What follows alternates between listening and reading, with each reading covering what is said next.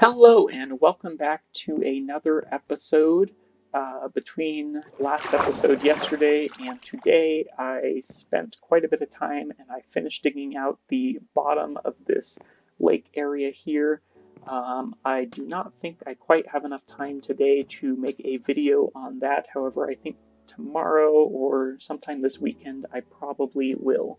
So we will be getting to that for sure soon. However, I figured that I would make another quick little video today giving a few tips and tricks on how to stay motivated in Minecraft and how to avoid burnout.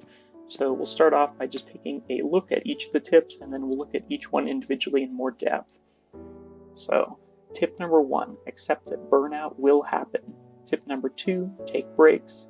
Tip number 3, collect resources before projects. Tip number 4, avoid projects that feel forced. Tip number 5, look for inspiration from others. Tip number 6, stick to what is fun. And tip number 7, change things up. So let's go ahead and start out with tip number 1. Again, you guys can check in the description and I will go ahead and put some timestamps in there a little bit after I post this video, and you guys can jump around if you would like to different tips. But tip number 1, accept that burnout will happen. I know that the whole purpose of this video was to explain how to prevent burnout and how to stay motivated. However, regardless of what you do, you have to just accept that burnout is a normal part of all creative processes and is normal for all fun games and stuff like that. And you just have to get used to that idea and understand that it is going to happen. But there are some tips and tricks that you can do to help lengthen periods in between burnout. So that is where our video is going to be focusing today, is by making burnout less frequent. However, you do have to understand that it's just a normal part of any hobby is getting burned out on it. So now that we have that out of the way, let's go ahead and jump into tip number 2, which is take breaks. This is especially important for large scale projects. And when I say large scale projects, I don't mean building a new, I don't mean building a new cow farm. I don't mean building a new chicken farm or something like that. I am talking large scale projects, larger than even building a massive base like that. I am talking large scale projects, and as in building cities or building entire biomes and stuff like that. That is what I consider a large scale project, something that is, regardless of how many resources you prep ahead of time, feasibly impossible to ever finish in one day. And it's projects like those that you have the most risk for getting burned out on, especially if a project drones on for a long time, a lot longer than you anticipated. You can feel kind of beaten and let down, and it just will start to not feel fun anymore. So whenever you have something like that you want to achieve or you need to achieve, you should always look to break it up into segments and take breaks. If you look around my base, there are obviously many unfinished projects laying around. And a lot of these projects aren't even massive projects. They're just, kind of moderate scale projects.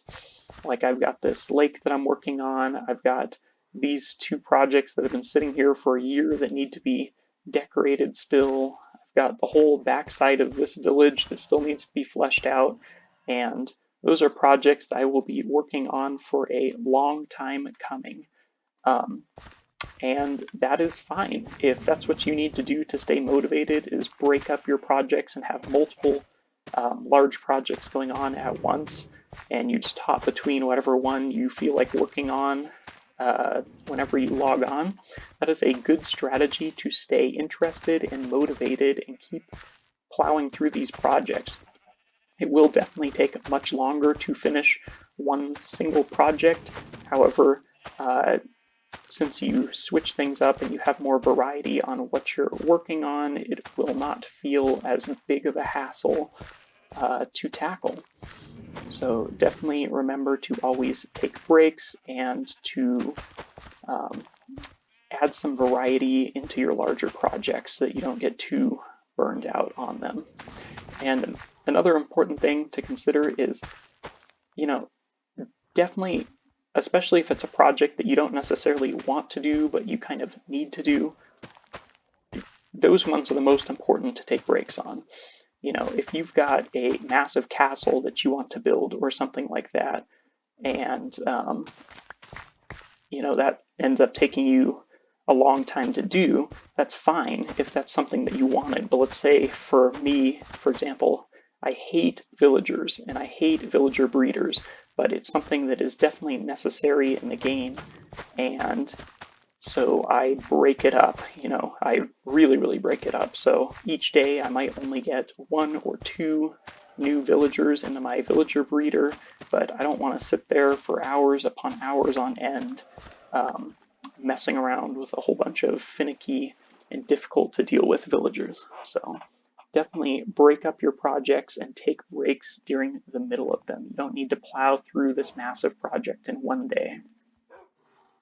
Moving on to tip number 3, collect the resources before projects. So this is definitely super important because there's nothing more annoying in survival Minecraft, especially when you are working on a project of any size and you have to keep stopping in the middle of it because you run out of resources. It breaks your flow, it breaks the creative juices that were going on, and it just gets really obnoxious really fast. So you want to kind of judge and estimate about how many resources you're going to need, and then go ahead and get some extra of each resource just in case before you start the project.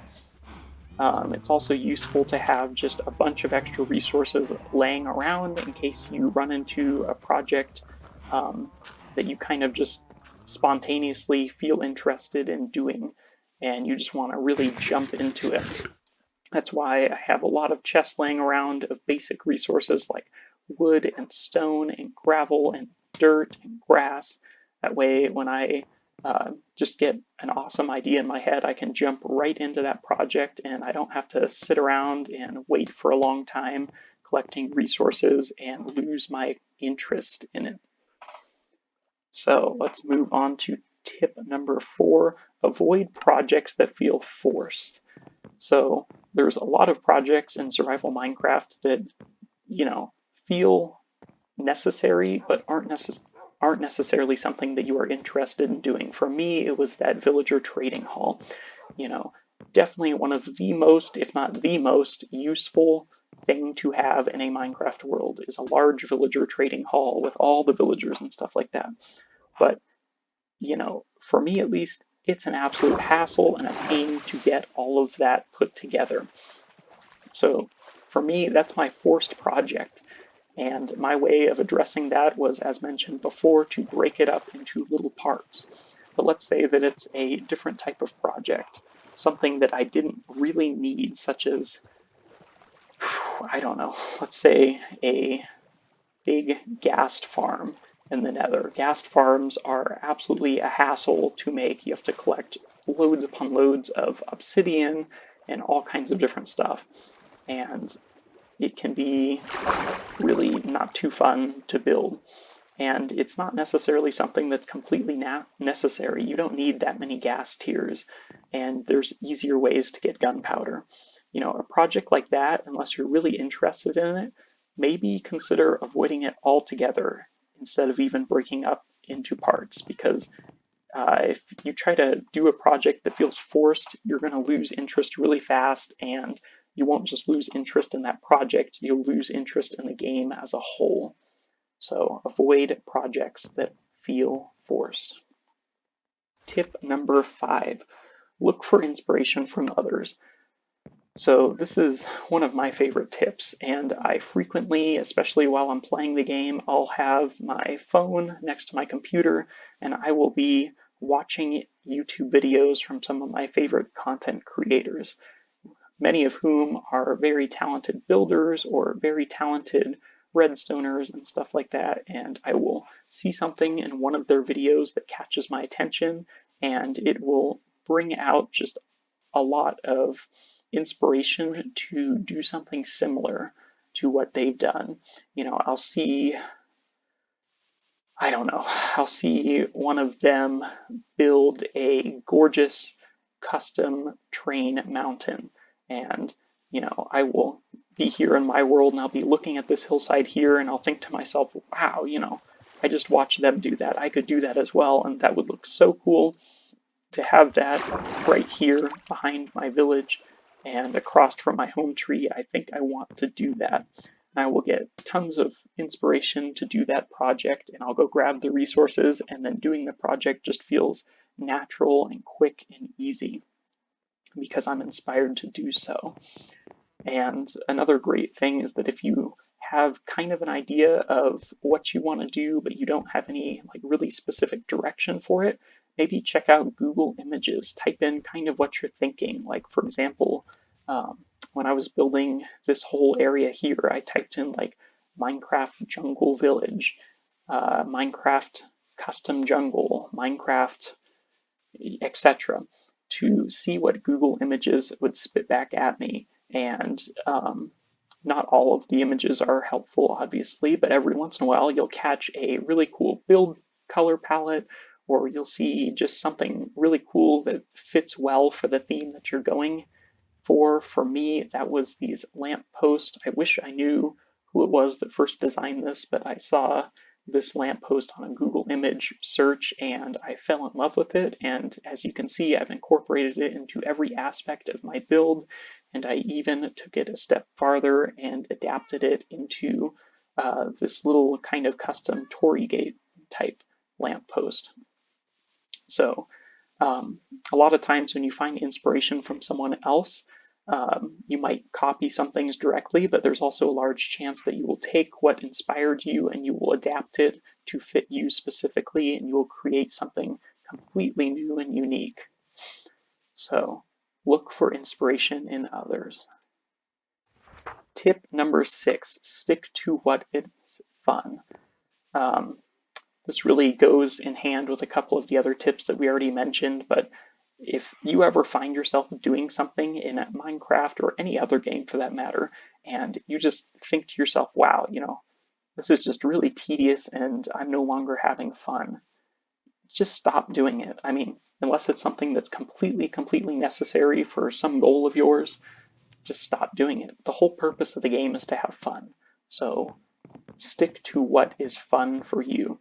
In Minecraft, if that means that your favorite thing is to go fishing or go hunting for mobs, or maybe your whole goal is to collect one of every tropical fish or something like that, stick to that. You don't have to keep on plowing through all of these, massive projects that are useful but you don't necessarily feel are fun. You need to take Minecraft or whatever game you're playing and adapt your playstyle to what you find is most entertaining and will keep you interested in the game for the longest period of time. Now we are here with our final 7th tip, and that is change things up. If you've tried all of these other tips and things are just not working for you, maybe it's time that you change things up. And that can mean a lot of different things, whether that be that you take a break from Minecraft as a whole and you change things up and start playing a different game for a while and come back to Minecraft once you feel inspiration to do so again. Or maybe that means that you try, if you're playing on a single player world, maybe you invite a couple of your friends to join you in your world every once in a while and you do some cooperative things. Or maybe for you, that means that, instead of building all these massive projects for a while, you decide to go on a nomadic lifestyle and just explore the world. Just think of different ways to change things up, try new things, and maybe you will fall in love with one of those new things, and it will really reinterest you in the game and will keep you focused and in love with it for much longer, and then you can come back to those other projects that you were working on once you feel refreshed and you've had a nice little break from them. So those are my 7 tips for how to stay motivated in Minecraft and how to avoid burnout. If you found these tips useful, go ahead and leave a like, a comment, or subscribe, and I will catch you guys soon in a new episode. See you guys later.